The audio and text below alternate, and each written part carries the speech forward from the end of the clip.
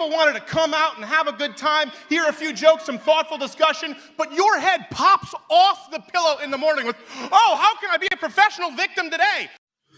So recently, my brother-in-law, my former brother-in-law, died of complications from weight, as far as I can tell. He was well over 400 pounds.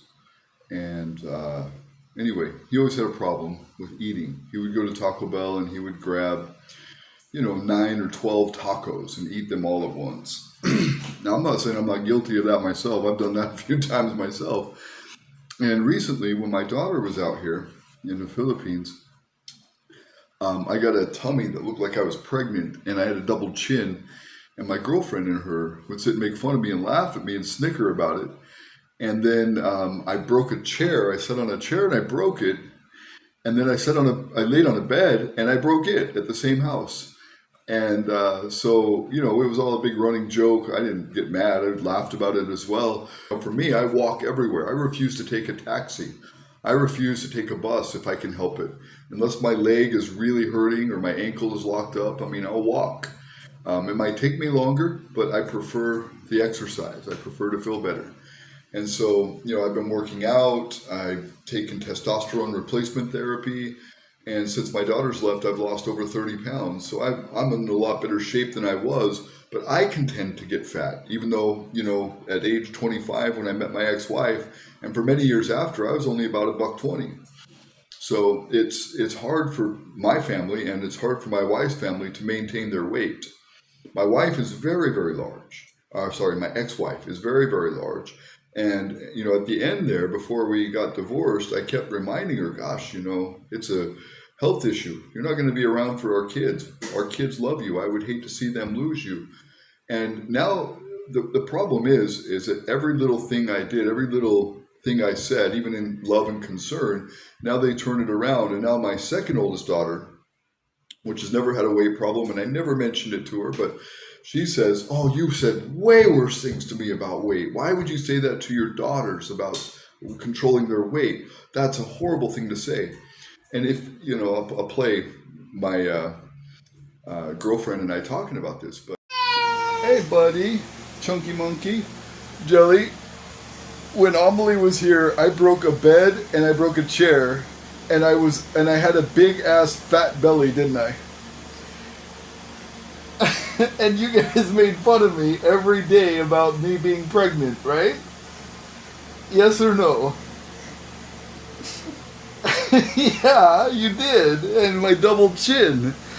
And so I told Amelie, I don't even know if you heard me, but I told Amelie twice, when I broke the chair and I broke the bed, from me being a fat ass, and look, I've lost the weight. A lot of it anyway. I'm not nearly as fat. I'm so proud of that. But I told Amelie twice to watch for it because we have it on both sides of our family. My family, I have 2 very fat uncles, and Kim's family are huge. Like her brother recently just died, and a lot of that had to do with weight. And Kim is very large, and there's a lot of people, like her dad was very large. So I just told Amelie, I know you think my mom is small and we have good genes, but my mom works out 3 times a day. She has a treadmill in her house, and she sits and does aerobic exercises like 3 times a day. That's why she's so thin. But her mother was fat, and I'm getting fat. So it's not the genes that keep us small. It's the fact that I walk everywhere I go and I work out. And it's not about genes. It's about, determination to not be fat. But I literally did I not break a chair and a bed? I did. And you guys made fun of me, didn't you? Damn you. And so that was an everyday thing.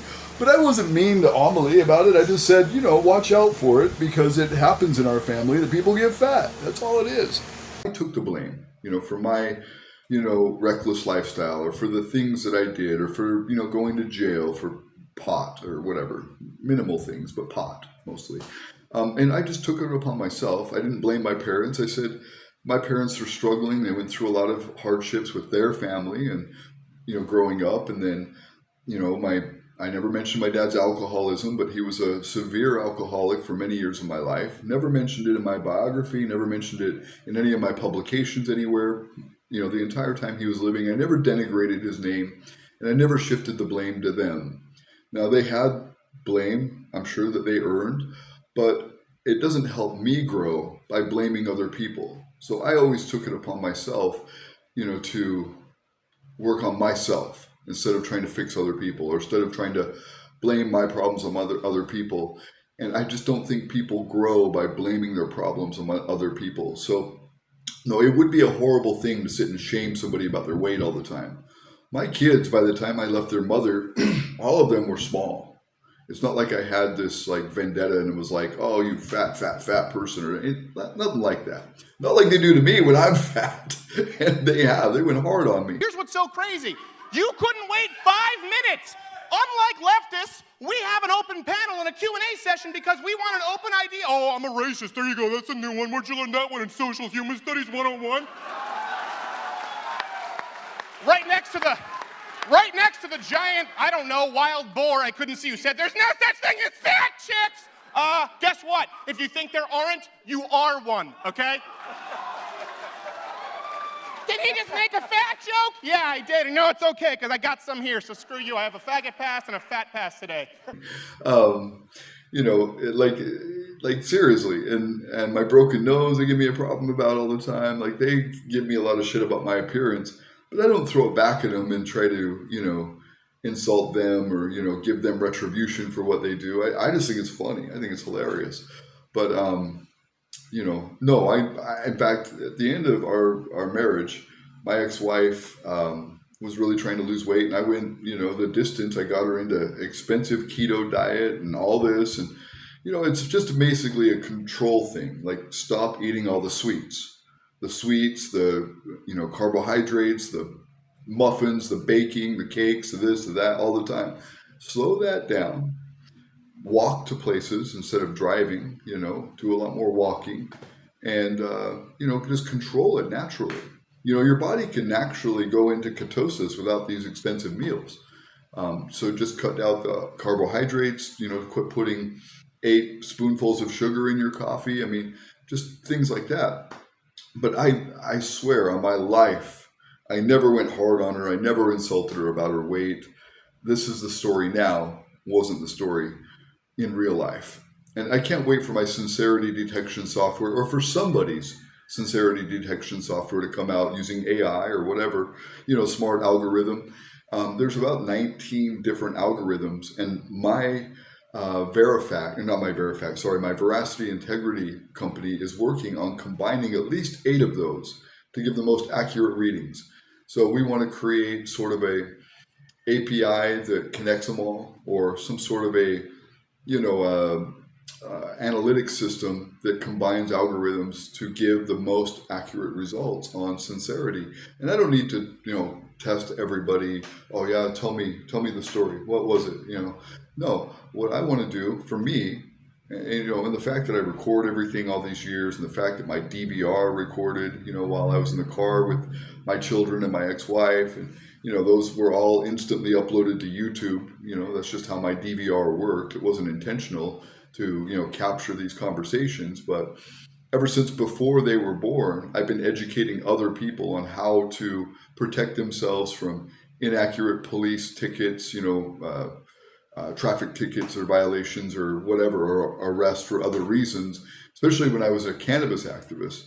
But regardless of anybody else's testimony, I wanted to analyze my testimony at some point, whether it's my algorithm, my lie detection, sincerity detection software, or whether it's other people's. I have all these videos out there. I'm sure they can be analyzed at some point. Eye movement, or, heartbeat, or, the arteries, the pumping of the blood, or,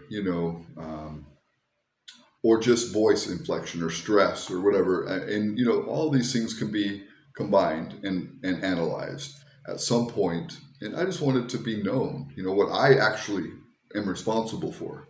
I'll take the blame for a lot of things. You can read my biography. Lord, I wrote that when I was like 19. I've always been one to be the first to take the blame for the things I do wrong. But, I want to be able to prove my sincerity and prove my truth, algorithmically, technically or technologically, I want to have that beyond just my recordings.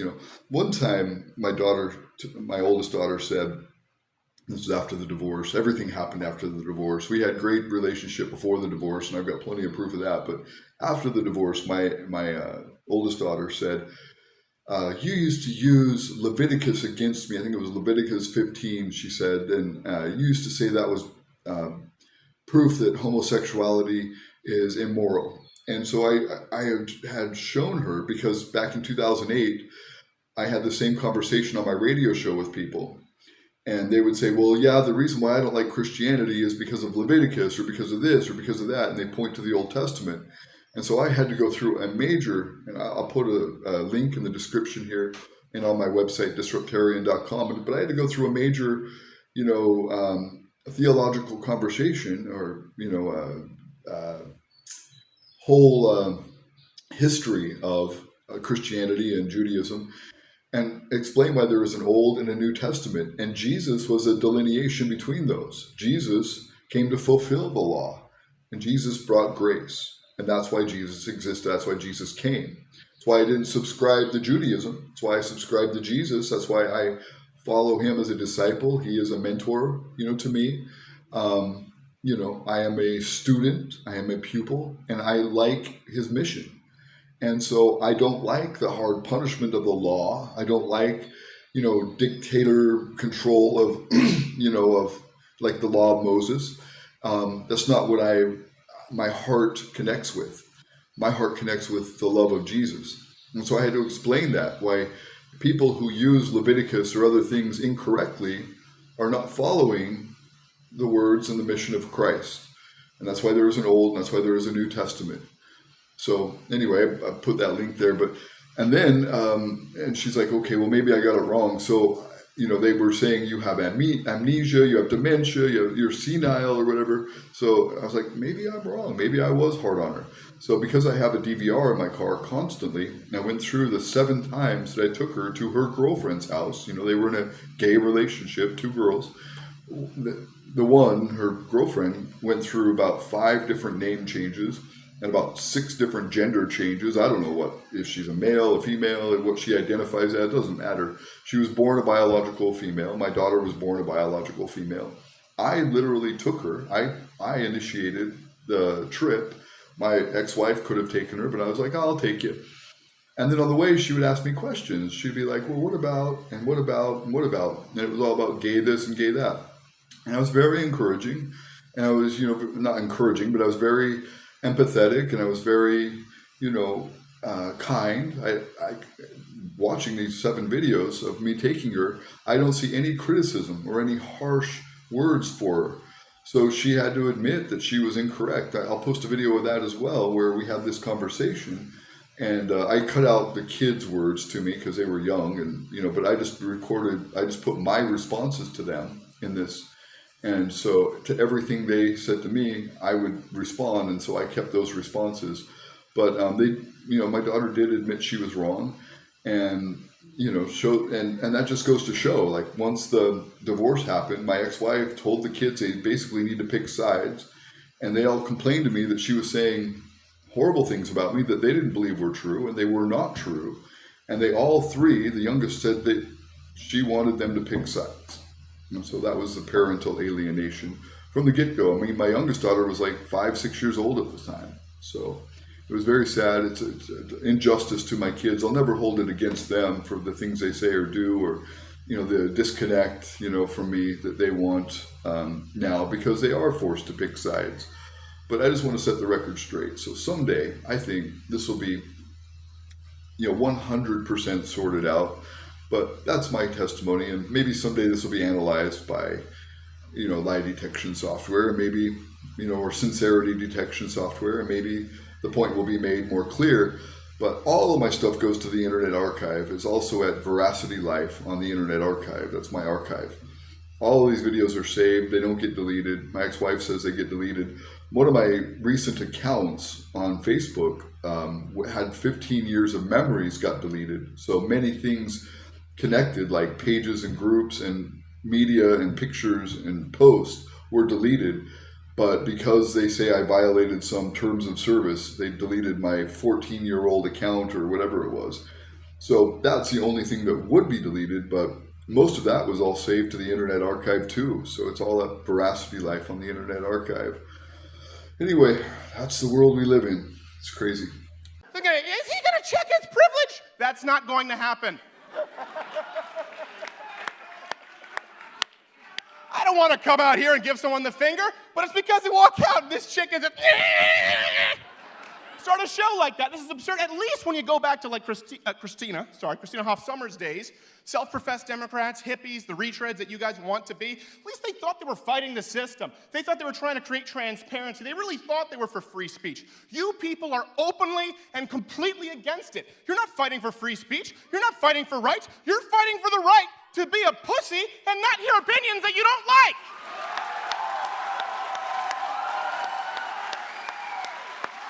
I'm done. Oh.